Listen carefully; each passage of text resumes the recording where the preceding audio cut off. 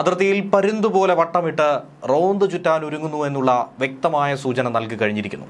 എന്നാൽ അതിനു പിന്നാലെ അതിർത്തിയിൽ പ്രതിരോധ കോട്ട തീർക്കാൻ വേണ്ടി 10,000 കോടി രൂപയുടെ വമ്പൻ കച്ചവടത്തിലേക്ക് തന്നെയാണ് ഇന്ത്യ കടന്നിരിക്കുന്നത്.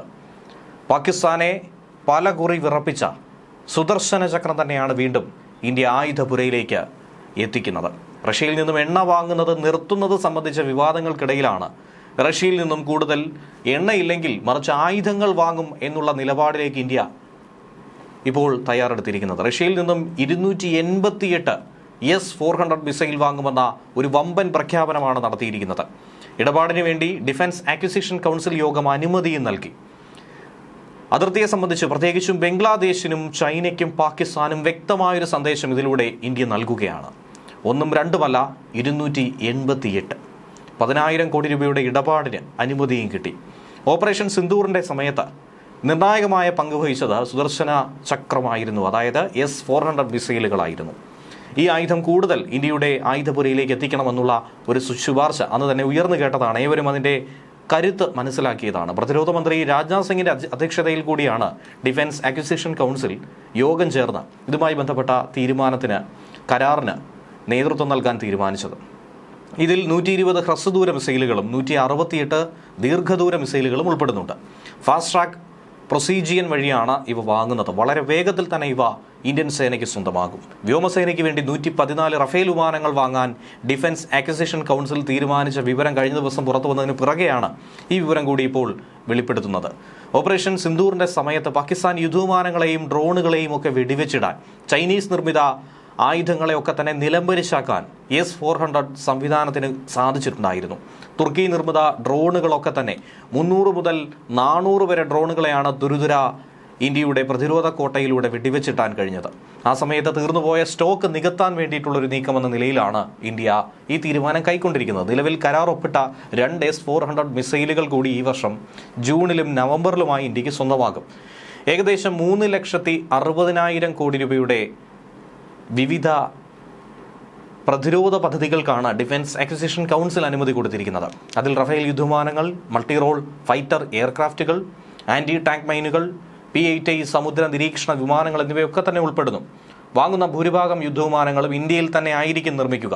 ഇന്ത്യ റഷ്യയിൽ നിന്നും എണ്ണ വാങ്ങില്ലെന്ന് ഇന്ത്യ അമേരിക്ക വ്യാപാര കരാറിന്റെ ചട്ടക്കൂട് പ്രഖ്യാപിച്ചുകൊണ്ട് ട്രംപ് തന്നെ പറഞ്ഞതാണ്. റഷ്യയിൽ നിന്നും എണ്ണ വാങ്ങുന്നത് ഇന്ത്യ നിർത്തലാക്കിയെന്നത് അമേരിക്കൻ പ്രസിഡന്റ് ഡൊണാൾഡ് ട്രംപ് ഒഴികെ മറ്റാരും പറഞ്ഞിട്ടില്ല എന്നാണ് റഷ്യൻ വിദേശകാര്യമന്ത്രി സെർജി ലാവ്റോവ് കഴിഞ്ഞ ദിവസം വ്യക്തമാക്കിയത്. ഇന്ത്യയുടെ ഭാഗത്തു നിന്ന് വ്യക്തമായൊരു സൂചന ഇതുവരെയും നൽകിയിട്ടില്ല.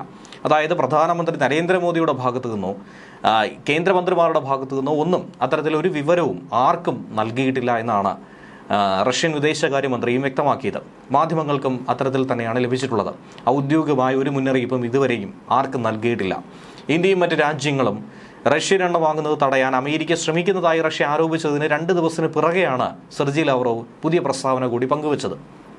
താരിഫുകളും ഉപരോധങ്ങളും നേരിട്ടുള്ള നിരോധനങ്ങളിലും ഉൾപ്പെടെ വിപുലമായ സമ്മർദ്ദ നടപടികൾ അമേരിക്ക ഈ രാജ്യങ്ങൾക്ക് നേരെ പ്രയോഗിക്കുന്നുവെന്നാണ് റഷ്യ ആരോപിക്കുന്നത്. റഷ്യൻ എണ്ണ വാങ്ങുന്നത് നിർത്താൻ ഇന്ത്യ ധാരണയിലെത്തിയതായി ഡൊണാൾഡ് ട്രംപ് പ്രഖ്യാപിച്ചതായി നിങ്ങൾ സൂചിപ്പിച്ചു. എന്നാൽ പ്രധാനമന്ത്രി നരേന്ദ്രമോദിയുടെ ഭാഗത്തു നിന്നോ മറ്റ് ഇന്ത്യൻ നേതാക്കളിൽ നിന്നോ അങ്ങനെ ഒരു വിവരം റഷ്യയ്ക്ക് കിട്ടിയിട്ടില്ല എന്നാണ് പറയുന്നത്. 2025 ഡിസംബറിൽ പ്രസിഡന്റ് പുടിൻ ഇന്ത്യയിലേക്ക് നടത്തിയ ഔദ്യോഗിക സന്ദർശനം മോസ്കോയും ന്യൂഡൽഹിയും തമ്മിലുള്ള ബന്ധം കൂടുതൽ ആഴത്തിൽ മെച്ചപ്പെടുത്തി. കഴിഞ്ഞ ഡിസംബറിൽ പ്രസിഡന്റ് പുടിൻ ഇന്ത്യയിലേക്ക് നടത്തിയ ഔദ്യോഗിക സന്ദർശന വേളയിൽ നിരവധി സംയുക്ത രേഖകളിൽ 2 രാജ്യങ്ങളും ഒപ്പുവെച്ചിട്ടുണ്ട്. ഈ സന്ദർശനം റഷ്യൻ ഇന്ത്യൻ ബന്ധം കൂടുതൽ മെച്ചപ്പെടുത്തി. പ്രത്യേകതയുള്ള തന്ത്രപരമായ ഒരു പുതിയ പങ്കാളിത്തമാണ് ഇതിലൂടെ സൃഷ്ടിക്കപ്പെട്ടത്. ഈ വർഷം ഇന്ത്യയുടെ അധ്യക്ഷതയിൽ നടക്കുന്ന ബ്രിക്സ് ഉച്ചകോടിയുടെ ഭാഗമായി 2 രാജ്യങ്ങളിലെയും നേതാക്കൾ തമ്മിൽ വീണ്ടും കൂടിക്കാഴ്ച നടത്തുന്നതായി പ്രതീക്ഷിക്കുന്നുവെന്നാണ് സെർജി ലാവ്റോവ് പറയുന്നത്.